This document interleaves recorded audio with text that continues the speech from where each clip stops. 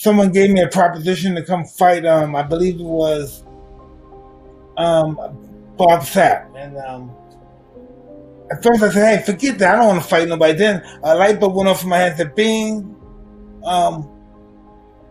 what kind of rules would he like to fight?" And he said, "I said, would he box me?" And the Marcus Queensberry, and then they called me, said yes, and then it went from him to someone else, and then from Shannon Briggs to someone else, and now I know I'm sitting here, I'm fighting Roy.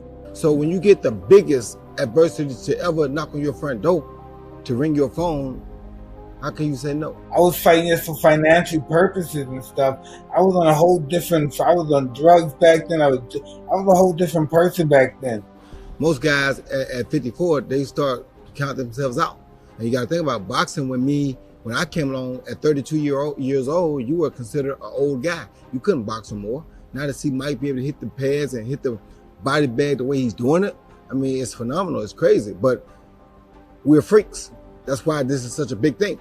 We're two guys, two of the most explosive guys to ever touch a boxing ring. Two legends like that, how can you not get right? He inspires me just by how hard he's working and how much he's preparing to get it back in the ring. And he's 3 years older than me. So if he can do it, why can't I?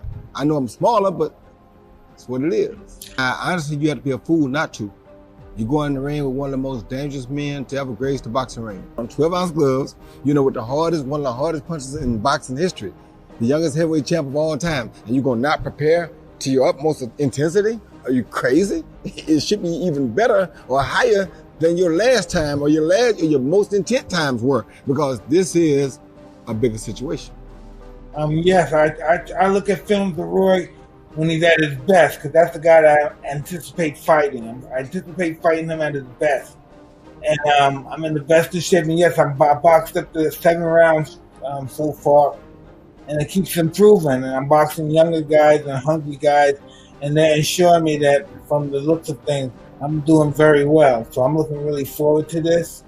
And this is going to be something I looked at this, we're going to also do this from a charity perspective. So many people are going to benefit from this fight besides the fighters. I prepare like I prepare for any other fight, because it's like you're fighting the great Mike Tyson. How can you not be prepared for that? Secondly, yes, I'm sparring. You better be sparring. I mean, how you gonna be ready to dodge punches if you're not getting them thrown at you not in training? So it'd be stupid to not spar when you're fighting the hardest punch you probably ever gonna face in your life. How could you not spar? You better be getting sparring and getting ready. Listen, I don't know what are you talking about? What's not a real fight? You got Mike Tyson and Roy Jones, and I'm coming to fight, and I hope he's coming to fight, and that's all you need to know. First of all, if you think you can go in the ring with Mike Tyson, the last guy that did an exhibition with Mike got dropped in the first round. And if you don't know that, then there's something wrong with you. So who goes in the ring with the great legendary Mike Tyson and think, oh, this is an exhibition? 12-ounce gloves, no headgear? Really? This is an exhibition? Come on, bro. Be for real. Absolutely. I'm sure they have their reasons for doing it, but you know, the women fight 2 minutes. But I have to understand, this is bigger than me. It has a charity exponent, and it's not all about me. So I guess the commissioner has more of an input than I do. So who am I to talk? I'm just happy that we're doing it. I'm not happy at all. That's for women. I kept fighting to the last minute. I'm like, why are we doing 2-minute rounds? I don't understand that. We're not women. We two of the best to ever do it. Why we gotta go 2-minute rounds? I mean, why? We can't.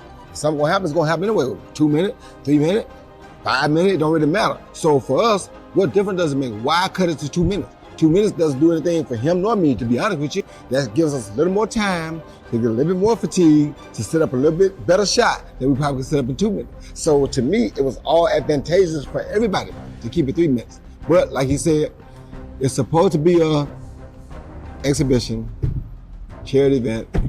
Okay.